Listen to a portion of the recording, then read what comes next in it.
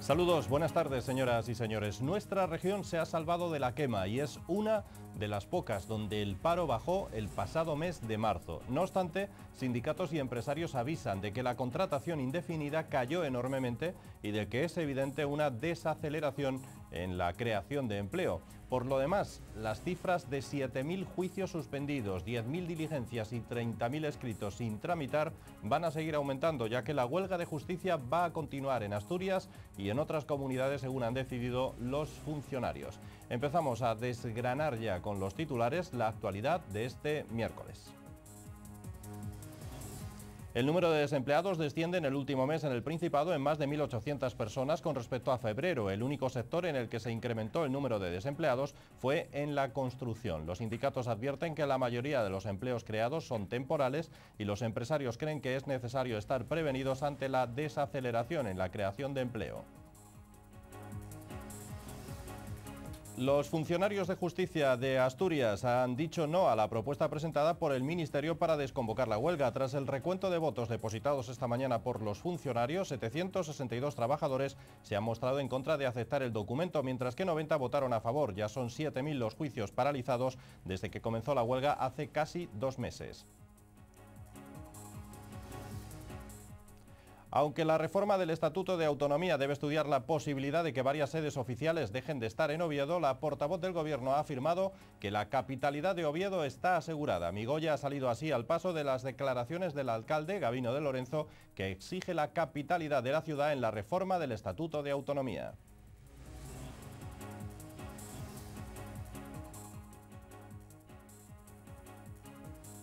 El Partido Popular ha pedido la dimisión de la consejera de Medio Ambiente debido a la aparición de nuevos casos de lengua azul en la región, como los registrados en el Franco. Los populares han acusado al gobierno de negligencia e incompetencia por no realizar controles preventivos que eviten que lleguen vacas enfermas procedentes de otros países. El Sporting afrontará el choque ante el Nàstic de Tarragona inmerso en la segunda mejor racha de la temporada. 7 partidos sin conocer la derrota hacen pensar en conseguir el objetivo del ascenso, pero eso sí, siempre desde la prudencia que dicta lo igualado del campeonato.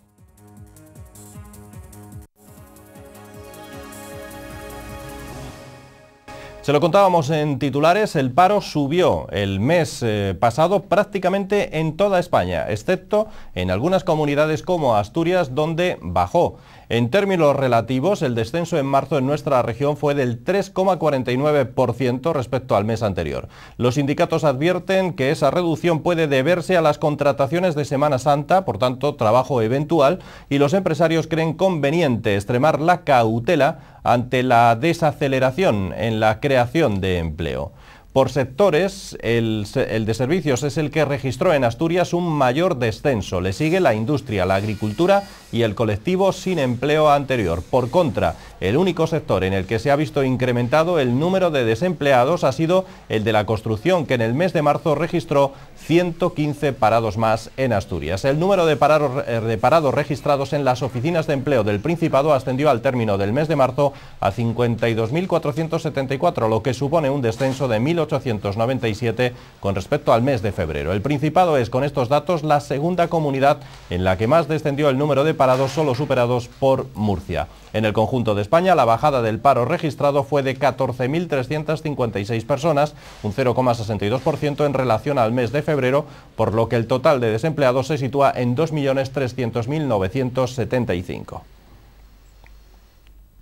Y precisamente para que sobre todo los estudiantes recién salidos, recién licenciados de la universidad puedan encontrar empleo y no engrosen la lista de quienes emigran a Madrid o a otras ciudades en busca de mejores oportunidades laborales, se ha inaugurado hoy la 7ª edición del Foro de Empleo de la Universidad de Oviedo, que pretende acercar a los jóvenes licenciados y a las empresas que operan en nuestra región.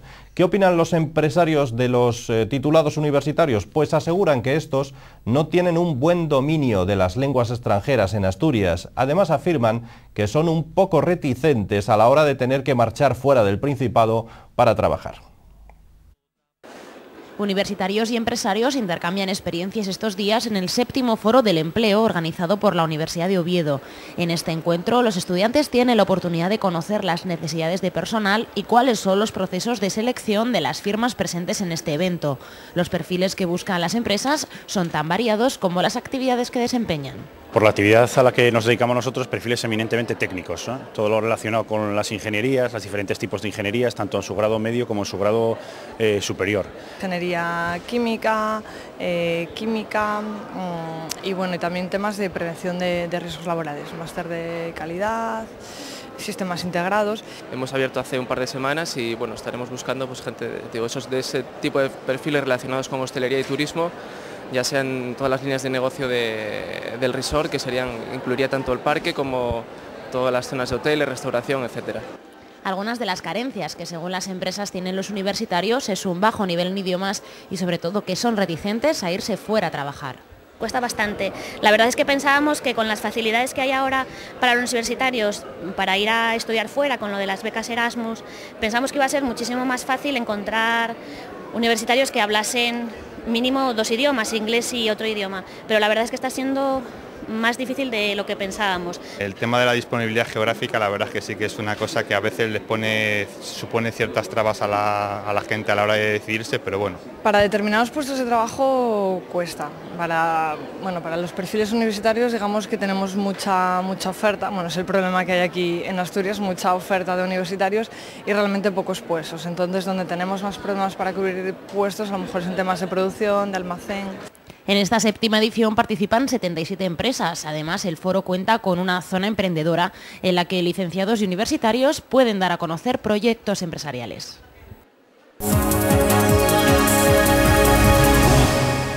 Ya es un hecho, la huelga va a continuar. Los trabajadores de justicia, los funcionarios de justicia han rechazado por mayoría la propuesta del Ministerio y lo que se traduce en la continuidad de esa huelga que protagonizan. 762 trabajadores votaron en contra de la oferta ministerial contra 90 que votaron a favor del referéndum en el caso de Asturias. Tras conocer el resultado, los 859 trabajadores de justicia advierten de que continuarán con la huelga indefinida que se acerca ya a los 2 meses. Una huelga que en Asturias ha obligado a suspender 7.000 juicios y 10.000 diligencias y 30.000 escritos sin tramitar.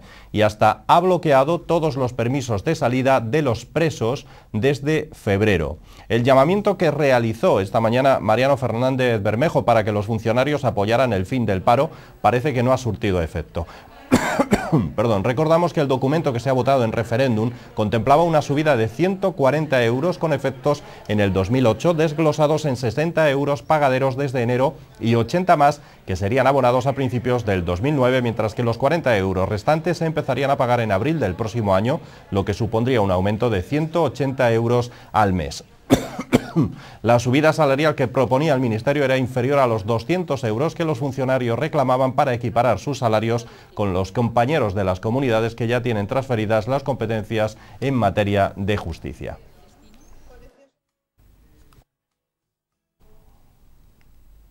Hablando de la justicia, el asesinato de Mariluz ha puesto de manifiesto las debilidades del sistema jurídico español. El Poder Judicial está investigando a 4 jueces para depurar responsabilidades, entre ellos uno de Gijón. Se trata del titular del Juzgado de Instrucción número 3 de la ciudad, Jesús Pino. El magistrado tiene abiertas actuaciones contra el pederasta Santiago del Valle desde el año 2006 por el acoso a una menor en la calzada, pero en su momento paralizó el caso por no saber la localización del imputado. Dentro de la investigación y a falta de recibir los últimos informes, la inspección no ha detectado de momento irregularidades en el juzgado gijonés.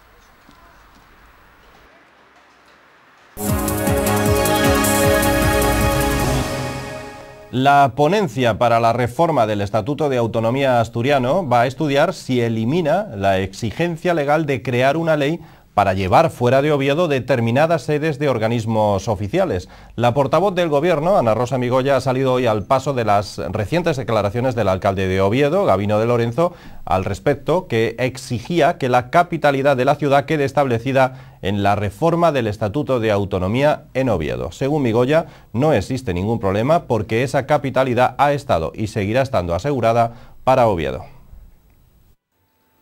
La portavoz del Gobierno, Ana Rosa Migoya, ha salido ya al paso de las declaraciones del alcalde de Oviedo, Gabino de Lorenzo, que exige la capitalidad de la ciudad en la reforma del Estatuto de Autonomía. Según Migoya, no existe ningún problema porque esa capitalidad ha estado y seguirá estando asegurada.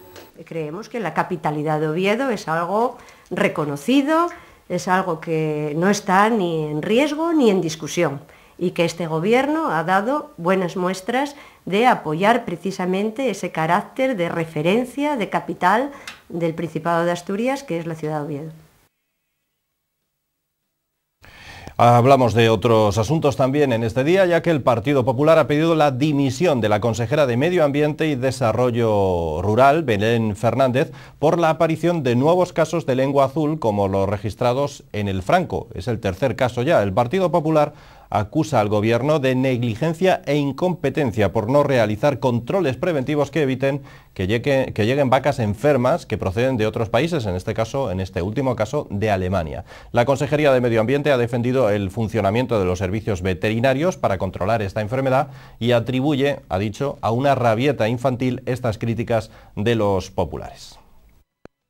Los nuevos casos detectados de lengua azul en el Principado han hecho saltar todas las alarmas. El Partido Popular ha acusado al Gobierno regional de negligencia e incompetencia porque para ellos no se están realizando las medidas preventivas adecuadas.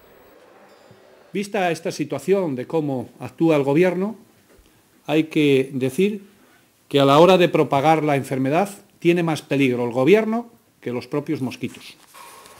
El Partido Popular dijo que casi todas las vacas importadas a Asturias llegan enfermas, lo que demuestra a su juicio que los controles están fallando, sobre todo teniendo en cuenta que los últimos casos detectados de lengua azul eran vacas procedentes de la misma zona de Alemania. Corremos el riesgo de incubar la enfermedad en vacas sanas de Asturias y convertir en Asturias en focos que puedan llevar a la inmovilización total en nuestra comunidad autónoma. Por todo ello, el Partido Popular ha exigido la dimisión inmediata de la consejera de Medio Ambiente y Desarrollo Rural, Belén Fernández.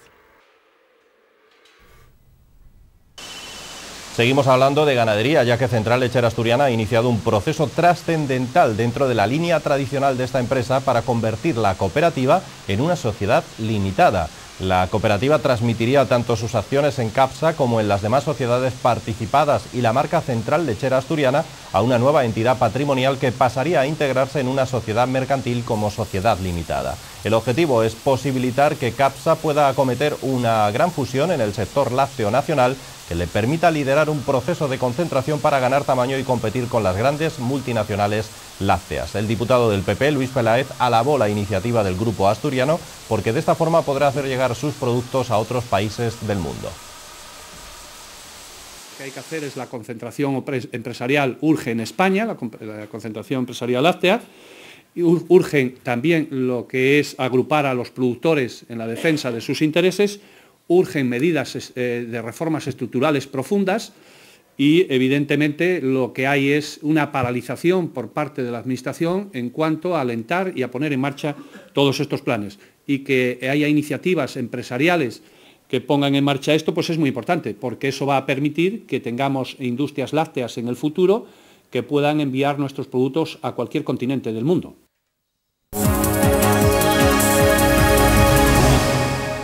Vecinos de Beriña y de otras parroquias cercanas han vuelto a cortar, ayer por la tarde lo hicieron, el tráfico en el cruce de Puente Seco, en la AS19. Consideran que este cruce es muy peligroso, ya que allí se han producido numerosas muertes por accidente. Llevan 4 años reclamando al Principado una rotonda, mejor visibilidad y señalización para evitar esos accidentes mortales, aunque el Gobierno ha señalado que tendrán que esperar hasta el 2010 para ver cómo se cumplen esas reivindicaciones. Los vecinos, sin embargo, no aceptan ese plazo. Si el Principado no responde con celeridad, seguirán con sus movilizaciones durante todas las semanas.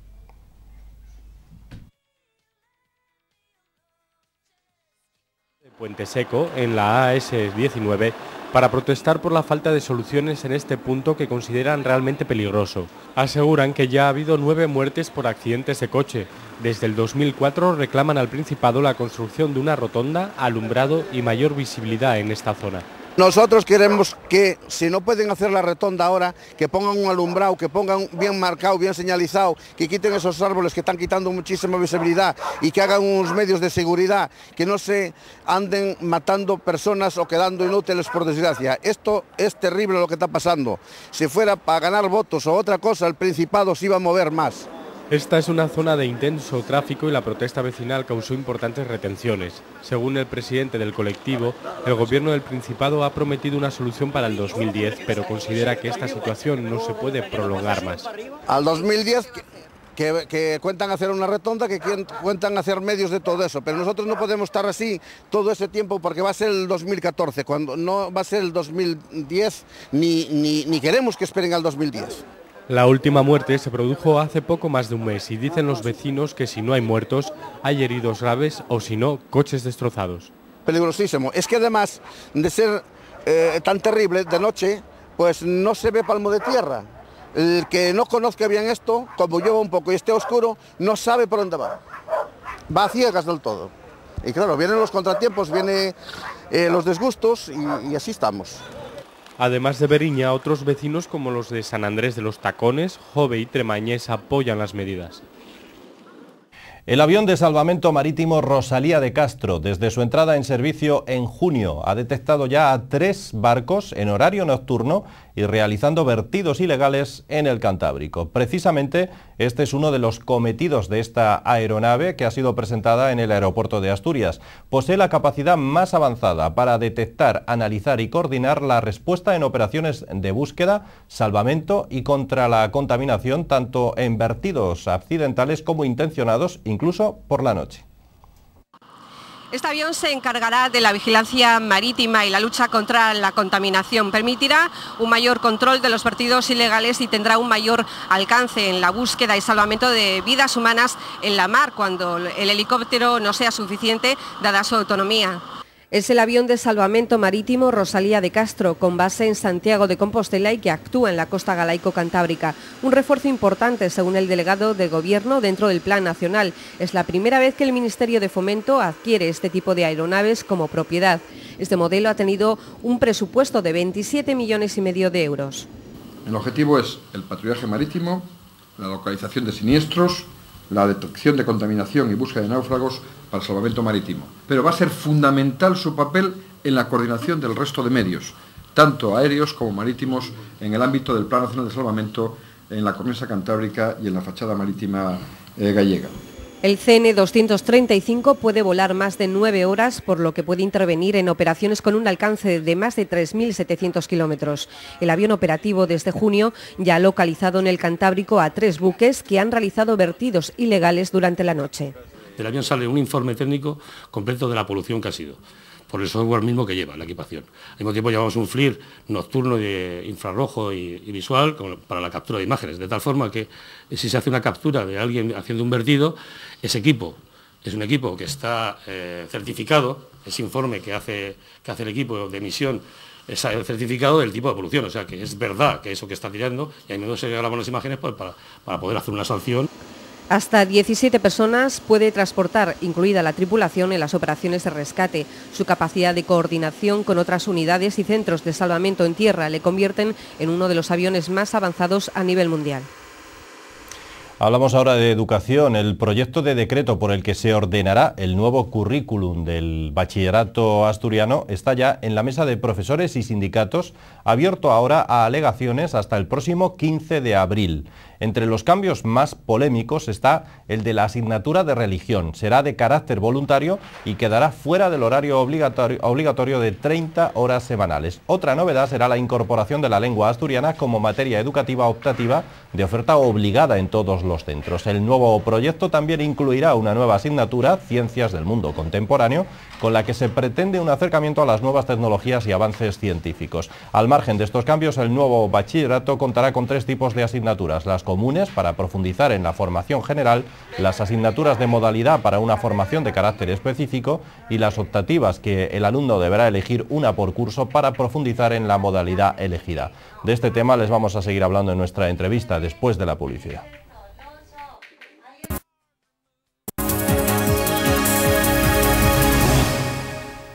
La asignatura de religión nunca ha estado exenta de polémica y menos aún desde que la Consejería de Educación del Principado maneja la propuesta de dejarla fuera del horario de currículum común de secundaria y bachillerato, convirtiéndolo así en mera asignatura optativa.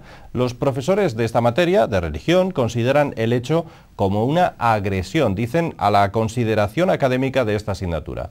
Y además creen que rompe el principio de igualdad entre los alumnos, discriminando a los que opten por esta enseñanza de religión.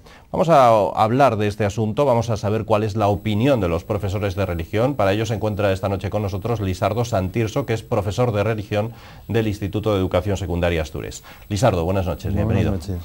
Bueno, ¿cómo surge, cómo comienza todo esto? Es a raíz de una propuesta de la Consejería de Educación, ¿no?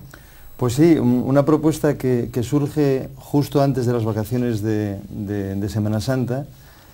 Y bueno, nos enteramos, pues eso, prácticamente la primera tarde de vacaciones, ¿no? Y nos quedamos perplejos, más que sorprendidos, yo diría que perplejos, porque yo creo que nadie se esperaba, digamos, el fuerte apretón que contra la asignatura de religión se pretende hacer con esta propuesta, ¿no? Y lo decimos porque, bueno, antes decías que la intentaban dejar como una mera optativa, ¿no? Dentro del bachillerato hay optativas que no quedan excluidas dentro de esta franja horaria, ¿no? Con lo cual, la única asignatura que se quedaría expresamente fuera de la franja horaria obligatoria para los alumnos, digamos, de esas 6 horas diarias que constituyen las 30 horas semanales, la única sería la asignatura de religión, ¿no? Con lo cual sería algo así como dejarla orillada en una 7ª hora, ¿no? O antes de una 1ª hora, en algún caso a lo mejor podría ser, pero en cualquier caso sería como una penalización, o sea, el que quiera asignatura de religión, pues se quedaría fuera de esa franja, ahí entrarían las asignaturas específicas, optativas, de modalidad, obligatorias para todos, comunes, ¿no?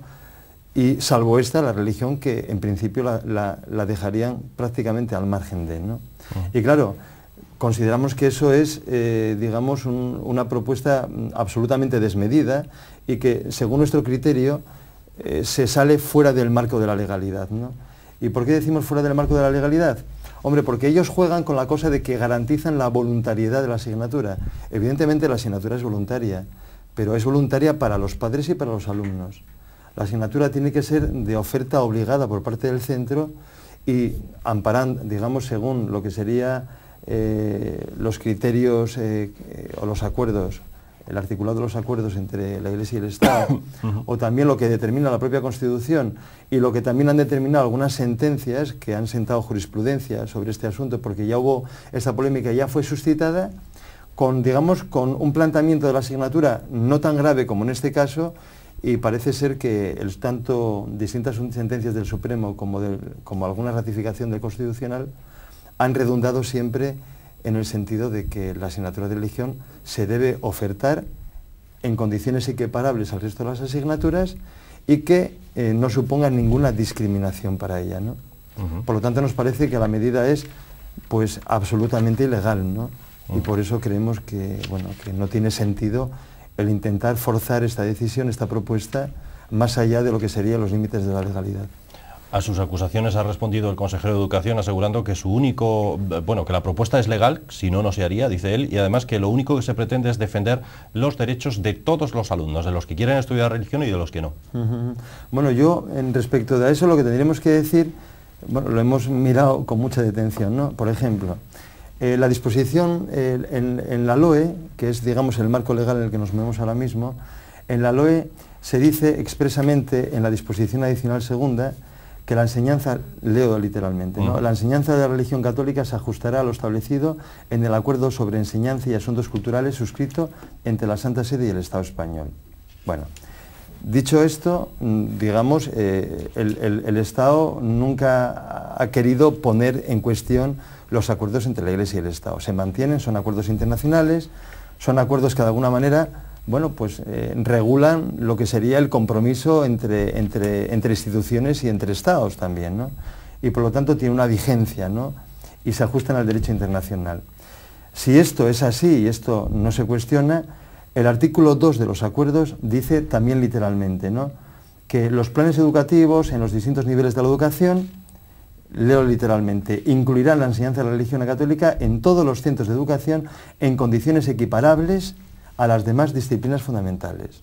Es decir, si en la disposición de la LOE eso se garantiza el artículo 2, ¿no? Y evidentemente también en otro párrafo del mismo artículo 2 dice: las autoridades académicas adoptarán aquellas medidas oportunas para que el hecho de recibir o no recibir la enseñanza religiosa no suponga discriminación alguna de la actividad escolar. Después, en los mismos acuerdos, el artículo 6 de los acuerdos dice también, de forma literal: la jerarquía eclesiástica y los órganos del Estado, en el ámbito de sus respectivas competencias, velarán por que esta enseñanza y formación sean impartidas adecuadamente. Es decir, habla de que ambas instituciones, autoridades eclesiásticas, autoridades gubernamentales, deben entrar, digamos, en un juego de cooperación y de diálogo para que no se violen los puntos de los acuerdos, ¿no? Nos sorprende que en esta decisión por parte de la Consejería de Educación nos haya sorprendido no solamente a los profesores, sino a la propia institución eclesiástica. Por eso nosotros estamos también esperando en que se den las demandadas conversaciones entre nuestro obispo y el presidente del Principado de Asturias. Dice también Riopedre que si se accede a lo que ustedes proponen, entonces no se pueden mantener las 30 horas lectivas. Claro, hasta ahora, digamos, en los planes de bachillerato llevamos muchos años en donde la religión no ha supuesto ninguna colisión en esta cuestión, ¿no? Porque hasta ahora la religión ha cuadrado. Antes había una fórmula que era 1 hora en segundo y 1 hora en primero. Después hemos pasado a 2 horas en primero.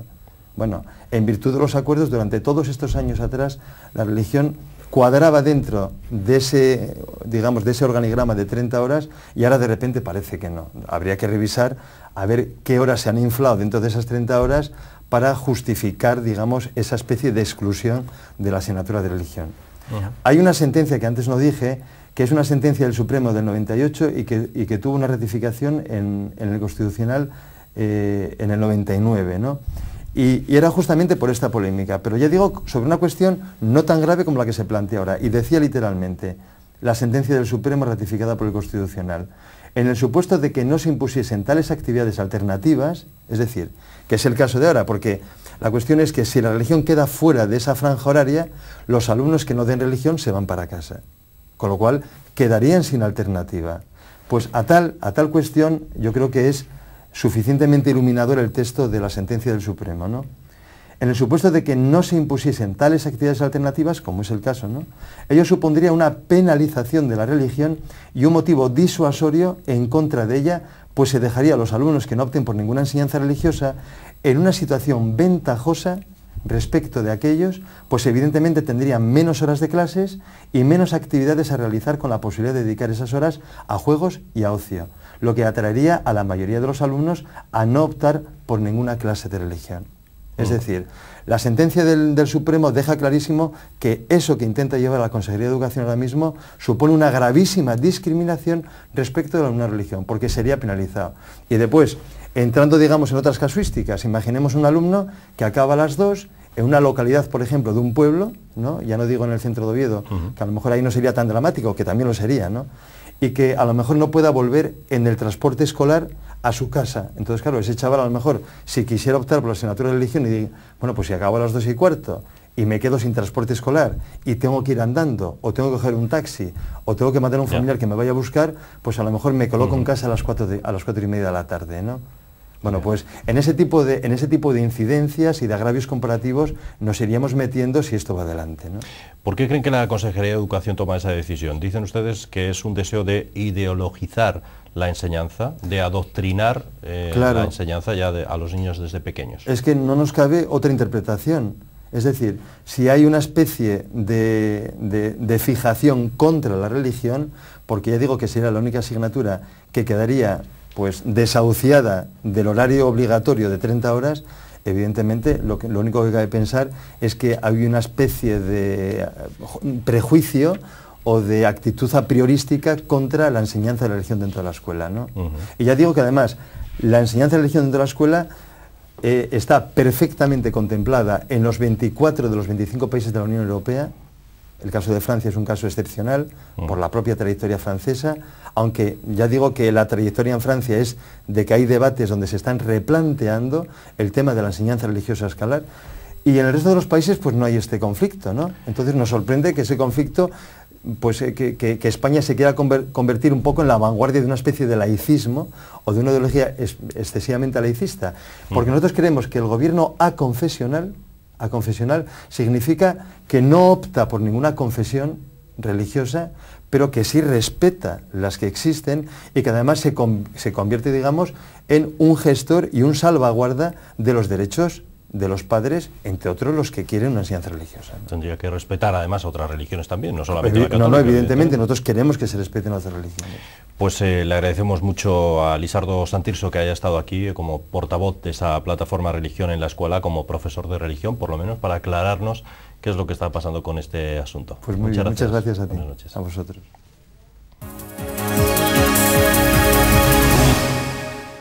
La Catedral de Oviedo acogió esta misma mañana una serie de actos conmemorativos en homenaje a Alfonso II el Casto. El programa de actos comenzaba a las 12 del mediodía con una Eucaristía en la Catedral. A continuación, la Capilla del Rey Casto acogió un responso en conmemoración del 1166 aniversario de fallecimiento de Alfonso II el Casto.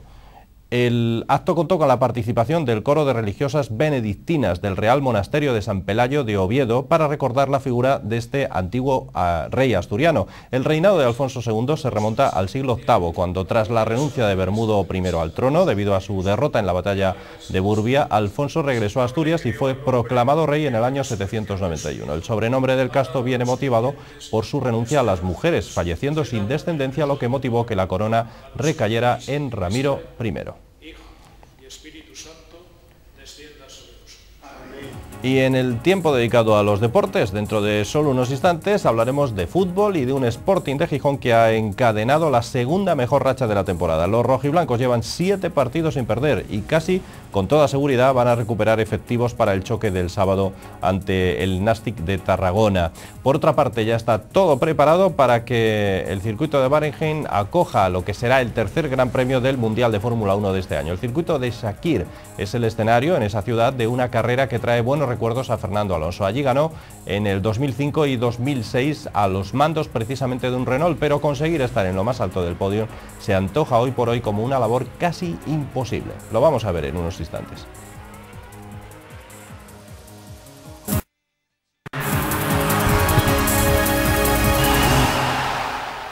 Comenzamos los deportes hoy hablando de fútbol, del Real Sporting, porque los rojiblancos viven un buen momento y eso lo demuestra el hecho de que han encadenado la segunda mejor racha de la temporada, por lo que suman 7 partidos sin conocer qué es la derrota. De todas maneras, el entrenador Manuel Preciado no quiere euforia, sabe que aún quedan 11 jornadas y que habrá momentos difíciles. El Sporting ha encadenado la segunda mejor racha de la temporada, 7 partidos sin perder a estas alturas de campeonato son muchos. Además, los rojiblancos han dejado la portería a cero en los últimos 2 choques ante rivales de entidad, pero pese a todo no se deben lanzar las campanas al vuelo. La liga está muy igualada y una derrota puede llegar en cualquier momento, por eso es importante tener la cabeza fría para saber afrontar posibles reveses. Ganar a cualquiera es muy difícil y la Real, por ejemplo, que hace 3 semanas... No voy a decir que pensaba que estaba en primera, pero sí que se oían cosas, manifestaciones como que ya estaba en primera, pues lleva 0 puntos de 9, ¿no? Así que vamos a mirarnos en esos espejos para saber dónde está la realidad y para saber que debemos de mantener una línea, primero de coherencia y de humildad y segundo de responsabilidad y de tener los 5 sentidos puestos en cada juego, ¿no? Porque si no... El Nàstic de Tarragona, rival de la próxima jornada, es un equipo recién descendido de Primera División, que cuenta con una de las mejores plantillas de la liga, pero que sin embargo se encuentra en puestos de descenso. La derrota ante el Numancia en el tiempo añadido puede haberles dejado tocados anímicamente, pero el Sporting hará bien en no fiarse. El Nàstic tiene un equipazo, pero bueno, esto es repetir lo mismo. Podéis coger la previa de la semana pasada y de la otra, pero es una auténtica realidad. El otro día yo he visto el partido entero y... Lo que hablamos de las dinámicas de los equipos, ¿no? Ha perdido un partido increíble, pero totalmente increíble, ¿no? Un partido que empata en el minuto 92, a base de corazón y a base incluso de juego. y se le escapa en el minuto 95 de una manera que tiene que tocar a la cabeza a esos jugadores, ¿no? En el encuentro de ida, el Sporting cayó por 2-0, sufriendo una de las 3 derrotas que ha cosechado a domicilio hasta la fecha. Dejamos el apartado futbolístico a un lado, nos vamos al mundo de la Fórmula 1. Esta semana regresa el Gran Circo con la disputa de ese Gran Premio de Bahrein. El circuito de Sakir acogerá la tercera prueba del campeonato, en la que Fernando Alonso intentará puntuar de nuevo con un R28 que desde luego debe mejorar.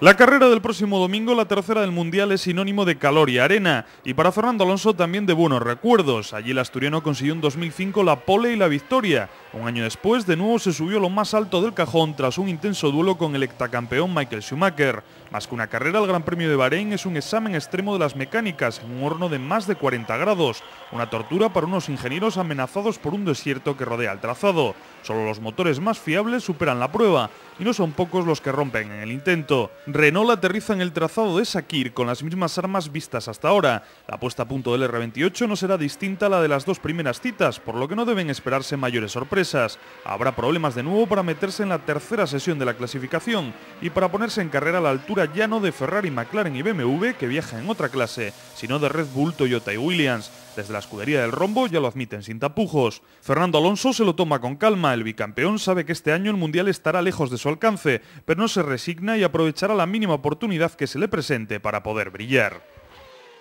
Hay otros deportes también, vamos a hablarles de baloncesto y de un Faro Gijón que hoy mismo viajaba hacia tierras catalanas para enfrentarse el próximo viernes al Cornellá. Es un rival asequible, en principio, para seguir por esa senda del triunfo.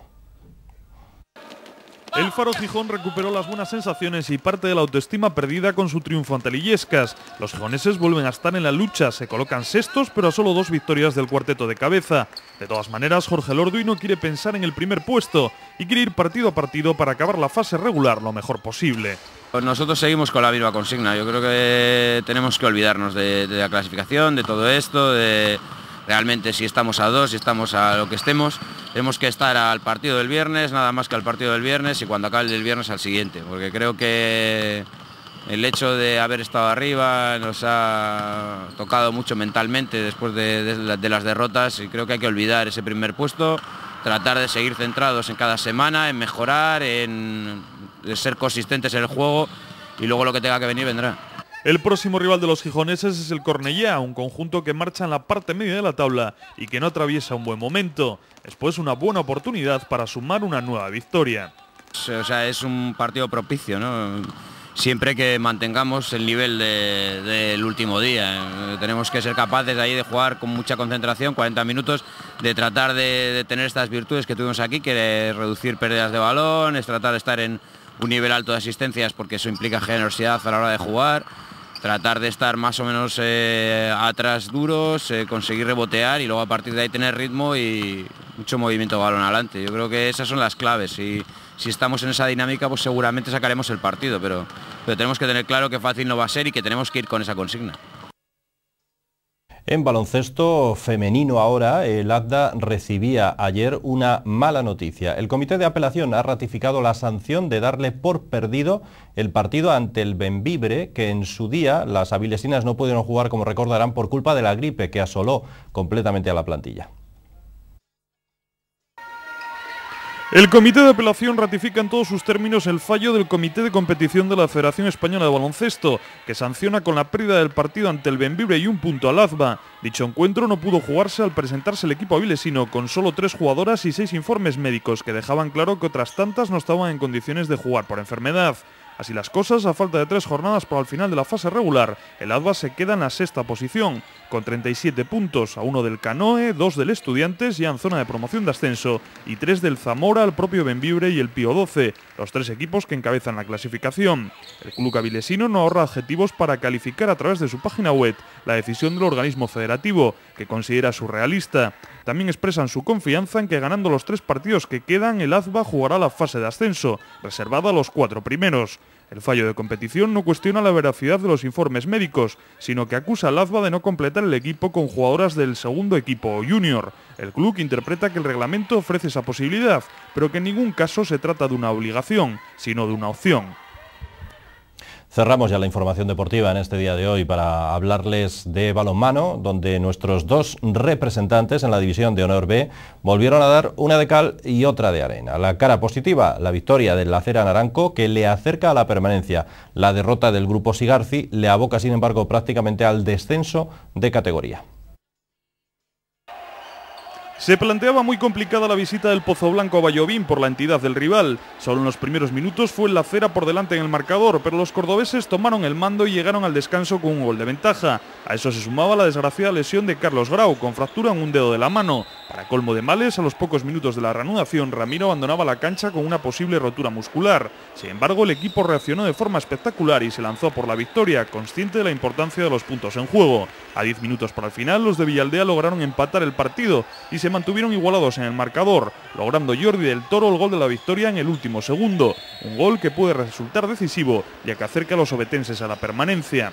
Todo lo contrario le pasa al grupo Sigarci, que se aleja cada día más de la salvación. Los grupistas no encuentran soluciones y empiezan a recoger el fruto de una mala planificación deportiva y unos fichajes que no han respondido a las expectativas. La situación de los gijoneses es cada vez más difícil. La promoción de descenso se sitúa a 6 puntos cuando solo quedan 12 en juego. En Aranda de Duero cayeron por 32-25 en un partido en el que apenas tuvieron opciones. La próxima semana reciben a la Naitasuna en lo que será una auténtica final.